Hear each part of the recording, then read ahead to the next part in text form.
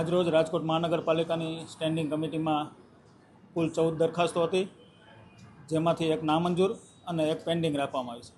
નામંજૂર 4 નંબરની દરખાસ્ત કરવામાં આવી છે, જેમાં રેસકોર્સ ખાતે આવેલું ઓડિટોરિયમ રિનોવેશન માટેની દરખાસ્ત હતી, જેમાં અમે એવું સૂચન કર્યું છે કે આગામી 4 માસ દરમિયાન જો પીપીપી ધોરણે કોઈ એજન્સી કામ કરવા તૈયાર હોય એ પ્રયત્ન કરવા, 4 માસ દરમિયાન કોઈ એજન્સી ના આવે તો પછી પુનઃ દરખાસ્ત સ્ટેન્ડિંગ કમિટી મોકલવી.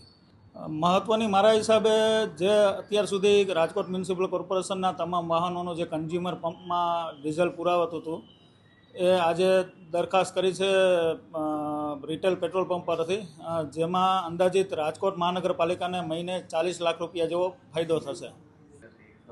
સ્વચ્છતા માટે કેન્દ્ર સરકારે સૂચવેલી નેક્સી એજન્સી છે. ભૂતકાળમાં પણ એમને રાજકોટ માટે કામ કર્યા છે. એમાં અલગ અલગ 16 જેટલા પોર્ટલ હોય છે. રાજકોટની સ્વચ્છતાને લઈને, એર પોલ્યુશનને લઈને, ડસ્ટ ફ્રી એવા અલગ અલગ પોર્ટલો પર રાજકોટનું જે સ્વચ્છતાનું સર્વેક્ષણ કરવાનું તેમાં એ સબમિટ કરતા હોય છે અને એના આધારે કેન્દ્ર સરકારમાંથી આપણને ગ્રાન્ટ મળતી હોય. આનાથી રાજકોટનો સ્વચ્છતાનો ક્રમ આગળ આવશે અને